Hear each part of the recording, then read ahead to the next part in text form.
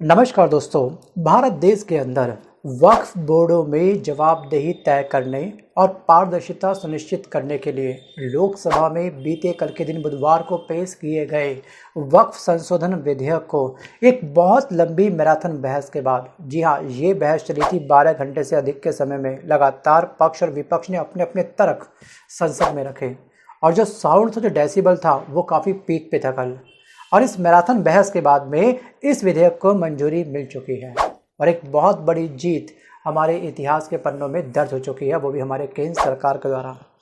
अब विपक्ष के द्वारा लगाए गए सभी संशोधन प्रस्तावों को वोटिंग के जरिए खारिज करने के बाद रात 2 बजे हुई वोटिंग में विधेयक के पक्ष में, जो इस विधेयक के सपोर्ट में थे, जो मतलब कि केंद्र सरकार के सपोर्ट में थे, जो एनडीए के सपोर्ट में थे, उसे वोट मिले 288 और जो विपक्ष में जो वोट डाले गए हैं इस विधेयक के, वो है 232 वोट।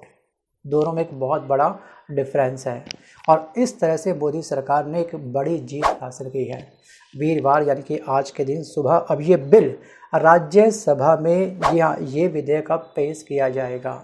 कल जो था लोकसभा में बहस चली थी, आज ये विधेयक राज्यसभा में पेश होगा। और मैं आपको एक चीज़ डिस्कस कर दूं जिनको नहीं मालूम कि वक्फ क्या होता है। वक्फ का अर्थ होता है अल्लाह की संपत्ति। वक्फ क्या है? वक्फ एक अरबी भाषा का शब्द है। इसका अर्थ होता है कि खुदा के नाम पर अर्पित वस्तु या परोपकार के लिए दिया गया धन होता है। इसमें चल और अचल संपत्ति को शामिल किया जाता है। संपत्ति चल भी हो सकती है, अचल भी हो सकती है। चल मतलब कि जो मूव कर सके, जैसे आपके पास में बहुत सारे व्हीकल हैं, आपके पास गाड़ी वगैरह, आप वो भी दान कर सकते हो। वो संपत्ति क्या आपकी, वो संपत्ति आपकी होती है चल, और एक होती है संपत्ति अचल, जैसे कि आपकी ज़मीन, वो मूव नहीं कर सकते हैं। तो जो आपने संपत्ति दी है वो आपने एक अच्छे कॉज के लिए दी है वक्फ बोर्ड को, और वक्फ बोर्ड उस संपत्ति पर या तो एक दरगाह बना सकता है, मदरसा बना सकता है, मस्जिद बना सकता है, या फिर कुछ अच्छे कॉज के लिए उसका इस्तेमाल कर सकता है। और एक बार अगर किसी व्यक्ति ने अपनी संपत्ति दे दी अल्लाह को, तो वो उस संपत्ति को वापस नहीं ले सकता है। और ये मुस्लिम धर्मों का एक कानून भी है, सबको देनी है ऐसी कंपलसरी नहीं है। और किसी भी धर्म का कोई भी व्यक्ति वक्फ बोर्ड को अपनी प्रॉपर्टी दान कर सकता है, चाहे वो हिंदू हो, सिख हो, ईसाई हो, कोई भी व्यक्ति बना हो, कोई भी व्यक्ति आराम से वक्फ बोर्ड को अपनी प्रॉपर्टी दान कर सकता है। और कोई भी संपत्ति वक्फ घोषित होने के बाद गैर हस्तांतरणीय हो जाती है। ये बात आपको अच्छे से ध्यान रखनी है। अगर आपको जरूरत पड़ रही है प्रॉपर्टी की और आपने अपने समय से पहले दान कर दी, तो आप वक्फ बोर्ड के बाद जाकर के ये क्लेम नहीं कर सकते मुझे अपनी प्रॉपर्टी वापस चाहिए, चलिए कुछ ना पूरा हिस्सा ना, सिर्फ कुछ हिस्सा कम से कम मुझे दे दो रहने के लिए, तो वो प्रॉपर्टी वापस नहीं मिलती। और वर्तमान समय में ये हालत है कि वक्फ बोर्ड का जो आंकड़ा है ज़मीन का, वो लगातार बढ़ रहा है। 1990 में 52 एकड़, जी हाँ, 52,000 एकड़ प्रॉपर्टी थी वक्फ बोर्ड के पास, और यहाँ पे 2025 में 9.40 लाख एकड़ हो चुकी है। लाख, वो 52,000, और कहाँ ये 9.40 लाख। अभी इसी बात को लेकर के अमित शाह ने एक बहुत बड़ा निशाना साधा था और उन्होंने ये कहा था कि 1913 से लेकर के 2013 तक देश में 18 लाख एकड़ जमीन वक्फ बोर्ड के अधीन है, और 2013 से लेकर के 2025 तक इसमें 21 लाख एकड़ अतिरिक्त जमीन जोड़ दी गई है। अब ये प्रॉपर्टी कहाँ से आ रही है, ये ट्रांसपेरेंसी हम कैसे फाइंड कर सकते हैं? तो इसके लिए हमको ये विधेयक पारित करना होगा। और जिस तरह से ये ग्राफ बढ़ता हुआ आपको दिख रहा है, कहीं ऐसा ना कि आने वाले समय में हमारा पूरा भारत एक वक्फ संपत्ति बन जाए। थिंक अबाउट इट, विचार जरूर करिएगा। सो गाइस, आपको क्या लगता है कि ये विधेयक सच में पारित होना चाहिए या फिर नहीं? अगर नहीं होना चाहिए तो उसके पीछे की वजह क्या है? अगर ये विधेयक पारित हो जाना चाहिए, फाइनली हमारी सियासी सरजमी पर इस विधेयक को उतर जाना चाहिए, अगर आप इसके सपोर्ट में हैं, तो उसके पीछे की वजह क्या है? कौन सी बात आपको इस विधेयक की सबसे बेस्ट लगी? मंथन करके डेप्थ में सोचिएगा अच्छे से, उसके बाद ही आप मुझे कमेंट करिएगा। वापस आता हूँ टॉपिक की तरफ। अब दोस्तों, यहाँ पर इस विधेयक के माध्यम से साफ साफ ये कहा गया है कि आपको जमीन का ब्यौरा ऑनलाइन पोर्टल पर अपलोड करना होगा। केंद्र सरकार की द्वारा जो वेबसाइट बनाई गई है उस पर, इस पर आपको साफ साफ जमीन का ब्यौरा देते समय ये लिखना होगा कि किसको आपने जमीन दी है, जमीन कहाँ से आई है, कितने पैसों की हुई है आपको आमदनी उस जमीन से, और देख रेख के लिए आपकी कितनी तनख्वाह इस पर खर्च हुई है। आपने कुछ लोगों को हायर भी किया होगा देख रेख करने के लिए उस प्रॉपर्टी को, राइट? तो उसका भी ब्यौरा आपको ऑनलाइन पोर्टल पे सबमिट करना होगा। इसके अलावा बहुत सारी बातें वो मैं डिस्कस करूंगा आपको चंद मिनट बाद, लेकिन आपको ध्यान रखना है कि यहाँ पर वक्फ बोर्ड के पास में 8,72,334 अचल संपत्ति है, 16,713 इसके पास चल संपत्ति है, और हर सालाना 200 करोड़ का सालाना राजस्व मिलता है वक्फ बोर्ड को इन तमाम संपत्ति के द्वारा। ये आंकड़ा वो है जो वक्फ बोर्ड ने हमारी केंद्र सरकार को दिया है, 200 करोड़ रुपए। आपको लगता है कि ये आंकड़ा फेयर होगा? आंकड़ा असली कुछ और ही हो सकता है, क्योंकि जेंट्स अपनी सैलरी, लेडीज़ अपनी उम्र और शायद वक्फ बोर्ड या फिर कोई भी बोर्ड अपने तरीके वाली सैलरी कभी डिस्कस नहीं करता, कभी डिस्क्लोज नहीं करता पब्लिक डोमेन के अंदर। अब यहाँ पे वक्फ बोर्ड को लेकर के काफ़ी सारे विवाद भी उठते आए हैं। यहाँ पर 165 मामले वक्फ बोर्ड को लेकर के लंबित पड़े हुए हैं हाई कोर्ट और सुप्रीम कोर्ट के अंदर, और 12,000 से अधिक मामले अलग अलग प्रदेशों में वक्फ बोर्ड के अगेंस्ट दर्ज किए गए थे। वो सबके सब केस क्या अभी पेंडिंग चल रहे हैं, और 18,000 से ज़्यादा मामले वक्फ ट्रिब्यूनल में अभी भी लंबित चल रहे हैं। अब ये केस कहाँ से आया अचानक से? देखिए क्या होता है कि अगर कोई व्यक्ति अपनी ज़मीन दान कर रहा है, उसने सिंपल ज़मीन दान कर दी वक्फ बोर्ड को। अब वक्फ बोर्ड ने उस ज़मीन पर कुछ बनाना चाहा और उसने ये देखा कि पड़ोस की ज़मीन भी खाली है, ठीक है, तो अपनी बाउंड्री की जो सीमा थी, जिस बाउंड्री में रहते हुए उसको वो तैयार करना था, उस बाउंड्री को वो लोग कभी कभी इंक्रीज कर देते थे, पड़ोस की भी ज़मीन को अपने हथिया लेते थे, और उस पड़ोस वाली प्रॉपर्टी के बाहर इस तरह का बोर्ड लग जाता था कि ये संपत्ति XYZ सुन्नी वक्फ बोर्ड की है। और जिस व्यक्ति की वो प्रॉपर्टी थी, जिस व्यक्ति ने खून पसीना एक करके पैसे इकट्ठा करके वो प्रॉपर्टी ली थी, वो डायरेक्ट इन वक्फ बोर्ड के अगेंस्ट ना तो कोर्ट जा सकता है, ना ही किसी अदर एजेंसी के पास जा सकता है। सोचिए, इतना बड़ा कह सकते हैं कि ये एक तरह का काला कानून था। बस हमने लगा दिया बोर्ड तो ये प्रॉपर्टी हमारी हो गई, पूरी ज़िंदगी कट जाएगी उसके इंसान की कोर्ट कचहरी में, और कोर्ट कचहरी में सुनवाई वैसे नहीं है। अब जो मैं कह रहा हूँ कि ये केस लंबित है। क्या होता था कि जैसे कि प्रदेश में किसी प्रॉपर्टी के बाहर, किसी आम व्यक्ति के बाहर ये बोर्ड लग गया, तो वो व्यक्ति अपने नॉर्मल डिस्ट्रिक्ट कोर्ट के अंदर जा करके एप्लीकेशन लगाएगा। अब वो डिस्ट्रिक्ट कोर्ट क्या बोलेगा, इस वक्फ बोर्ड में एक अलग से एक पैनल बन रखा है, वहाँ पर ये जो कंप्लेंट है वो भेजेगा, और उस बोर्ड के मेंबर उस ज़मीन को क्रॉस चेक करने जाएंगे, ज़मीन किसकी है, बस एक रिपोर्ट थमा देंगे वापस उस डिस्ट्रिक्ट कोर्ट के पास में। सोचिए, जो हड़पने वाली ज़मीन है वहीं उसकी वेरिफिकेशन करने वाले हैं, तो क्या वो लगता है कि अपने अगेंस्ट जा करके कोई फैसला सुनाएंगे? Think about it. इसी बात को लेकर के बहुत बड़ी बहस चल रही है एक लंबे समय से कि ज़मीन का ब्यौरा इनको ऑनलाइन पोर्टल पर अपलोड करना होगा, और उसके बाद होगा दूध का दूध पानी का पानी, किसने ज़मीन दी, ज़मीन कहाँ से आई, कितने पैसों की आमदनी हुई, वगैरह वगैरह। क्योंकि ये जो आमदनी जनरेट कर रहे हैं इस प्रॉपर्टी से 200 करोड़ नहीं, बल्कि प्रॉपर्टी का आंकड़ा कुछ और ही जा रहा है। और जो ग्राफ है, अगर इस पर हमने कोई विधेयक पारित नहीं होने दिया हमारे विपक्ष के द्वारा, तो ये ग्राफ कई गुना बढ़ जाएगा, और एक समय बाद वो भी बहुत ही जल्द हमारा पूरा भारत वक्फ में तब्दील हो जाएगा। और बीते कल के दिन संसद के अंदर पक्ष और विपक्ष की तीखी बहस के बाद ये जो बिल था वो अच्छे बहुमत प्राप्त करके इस बिल ने एक जीत हासिल कर ली। मतलब कि यहाँ पे जो केंद्र सरकार है उसने अपनी एक जीत हासिल कर ली। वहीं पर इस जीत को काउंटर करते हुए भारत में मुसलमानों का प्रतिनिधित्व करने वाला एक संगठन है जिसका नाम है all India Muslim personal law board, जिसको हम लोग AIMPL भी बोलते हैं। अब इस बोर्ड ने बुधवार यानी कि बीते कल के दिन साफ साफ ये कहा कि वो वक्फ विधेयक को अदालत में चुनौती देगा, और बोर्ड ने इसे एक काला कानून करार दे दिया। इसी बोर्ड ने साफ साफ इस विधेयक को बोला कि यह काला कानून है और इसे समुदाय के अधिकारों को खतरे में डालने वाला बता दिया।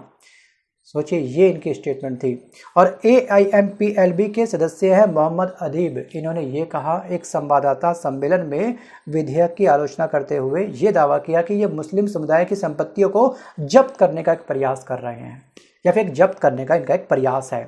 और इसके अलावा इसी अदीब ने ये भी कहा है कि इस विधेयक की समीक्षा के लिए गठित JPC में विचार विमर्श के दौरान इसका विरोध किया गया था, लेकिन खास इसको लेकर के सुनवाई नहीं हो पाई। अब इस बिल में कौन कौन से प्रावधान रखे गए हैं, इसको लेकर के विरोध क्यों हो रहा है, वो भी आपको डेप्थ में थोड़ा सा जान लेना चाहिए। एक्चुअली इस विधेयक में ये कहा गया है कि कोई भी गैर मुस्लिम वक्फ बोर्ड का CEO बन सकता है। अब तक क्या था, वक्फ बोर्ड में तमाम जितना भी स्टाफ था सब मुस्लिम समुदाय का था, कोई भी गैर मुस्लिम नहीं था। तो इस विधेयक में ये बोला गया है कि अगर कोई CEO कैपेबल है, चाहे वो किसी भी धर्म का क्यों ना हो, इसमें ये नहीं बोला कि डेडिकेटेड हिंदू होना चाहिए, नहीं, किसी भी धर्म का क्यों ना हो, सिख हो, ईसाई हो, चाहे किसी भी और धर्म का क्यों ना हो, अगर वो कैपेबल है तो वो CEO बन सकता है। इस पद के लिए कोई भी जी आप पार्शियलिटी नहीं होनी चाहिए। और सेकंड इसमें ये ऑप्शन रखा गया इस बिल के अंदर कि राज्य सरकार राज्य के वक्फ बोर्ड में 2 गैर मुस्लिम सदस्यों की नियुक्ति कर सकेगी।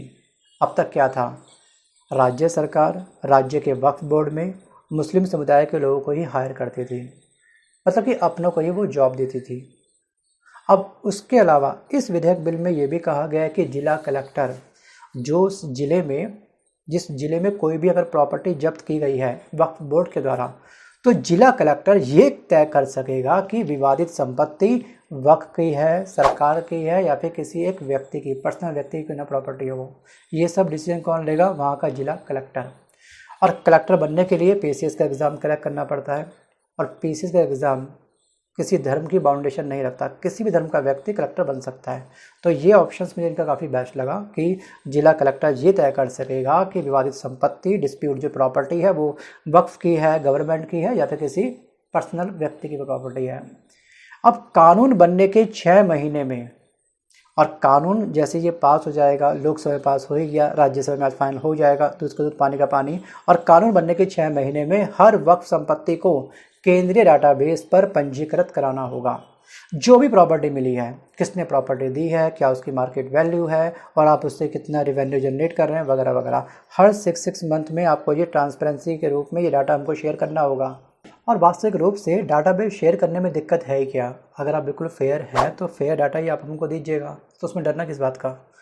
आप खुद सोच के देखिएगा कि देश का 3rd लार्जेस्ट लैंड ऑनर वक्फ बोर्ड, ये एक ऐसी संस्था है जिसको ना सरकार छू सकती है और ना ही हमारे देश का कोई हाई कोर्ट। ये एक ऐसी संस्था है जो आपकी ज़मीन पर अगर नज़र डाल करके अगर आपसे ये कह दे कि ये ज़मीन वक्फ की ज़मीन है, मतलब कि ये संपत्ति अल्लाह की संपत्ति है, और आपकी प्रॉपर्टी के बाहर एक ऐसा बोर्ड ठोक दे कील से, तो आप सोचिए कि आप लोग कुछ नहीं कर पाओगे और ये ज़मीन आपसे छीन ली जाएगी और हम लोग केवल हाथ मलते रह जाएंगे। आए दिन इस प्रकार के न्यूज़ हम लोग सुनते रहते हैं, देखते रहते हैं वक्फ बोर्ड के रिगार्डिंग। और इसीलिए ये नया विधेयक लाया गया है। और बीते कल के दिन संसद के अंदर एक बहुत बड़ा तांडव हुआ, हाहाकार मचा, एक बहुत बड़ा पक्ष और विपक्ष के बीच में हमको घमासान देखने को मिला। केंद्रीय गृह मंत्री ने साफ साफ ये बोला, जो अमित शाह हमारे गृह मंत्री हैं, उन्होंने साफ साफ ये बोला कि विपक्ष जो मुस्लिम धर्म के लोग हैं उनको गुमराह कर रहा है। और यहाँ पर साफ साफ इन्होंने एक डाटाबेस भी शेयर किया। वो डाटाबेस जो मैंने अभी आपको कुछ समय पहले बताया कि 1913 से लेकर के 2013 तक, मतलब कि 100 साल में देश में 18 लाख एकड़ ज़मीन वक्फ बोर्ड के अधीन थी, और 2013 से लेकर के 2025 तक इसमें 21 लाख एकड़ अतिरिक्त ज़मीन जोड़ दी गई। ये प्रॉपर्टी कहाँ से आ रही है, इसका डाटा हमारे पास है ही नहीं। और ये कानून साफ साफ, जो नया कानून हम लोग लेकर के आ रहे हैं, ये सबके हित पर है और ये पूरे देश का कानून है। और जो विपक्ष है ये मुस्लिमों को गुमराह कर रहा है और अल्पसंख्यक समुदाय के लोगों में भय पैदा करने का प्रयास कर रहा है, और भय पैदा करना एक फैशन बन चुका है। साफ साफ इन्होंने संसद के अंदर विपक्ष के ऊपर फैशन जैसे शब्द का प्रयोग किया। इन्होंने एग्जाम्पल और भी दिए, जैसे कि राम जन्मभूमि मंदिर, ट्रिपल तलाक और सीए के समय भी विपक्ष ने कुछ ऐसे ही किया था, भय पैदा करने का प्रयास किया था। लेकिन मुस्लिम समुदाय भी जानता है कि भय की कोई बात नहीं है, ये भारत सरकार का कानून है जो सब पर बाध्य होगा और सभी को इसे स्वीकार करना होगा। वहीं पर जो विपक्ष है, जो गौरव गोगोई है, ये कांग्रेस के एक उपनेता हैं, गौरव गोगोई, इन्होंने साफ साफ ये कहा कि आज एक विशेष समाज की ज़मीन पर सरकार की नज़र है, कल दूसरे अल्पसंख्यकों की ज़मीन पर सरकार की नज़र हो जाएगी।